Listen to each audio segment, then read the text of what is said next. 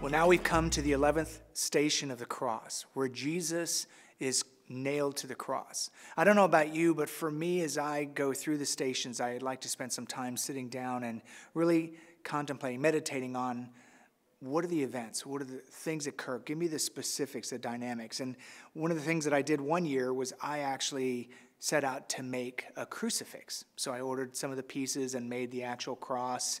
And as I was doing that, I also did a medical study of what happens to the human body when you go through an actual crucifixion and how the cross actually affects the human body while you're hanging on it.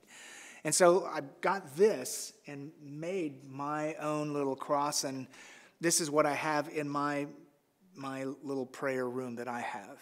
And I sometimes take it off the wall and I look at it from different elements. You know, what does the side of Christ look like?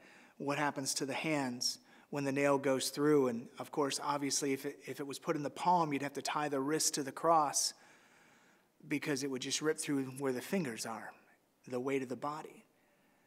I just want to encourage you to, as we go through this period of time, that you would think about each of the elements of pain that our Christ experienced.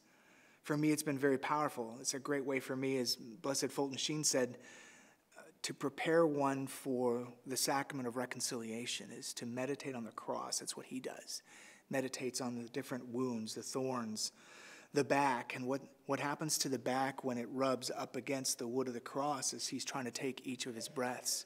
What happens to the feet as all the weight of the body goes on to that one nail. And just sit down and think about how each of us, because of our sins, is the cause of this tremendous pain and suffering.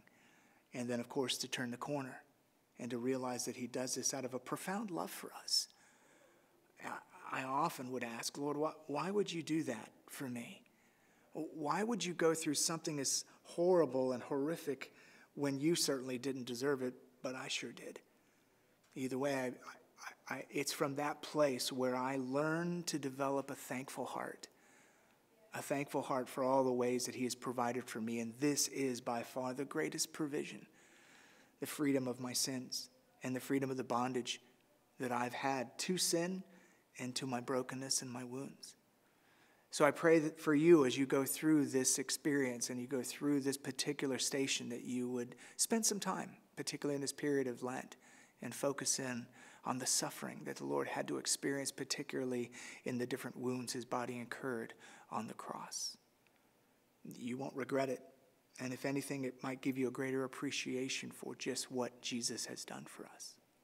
We adore you, O Christ, and we praise you, for by your cross you have redeemed the world.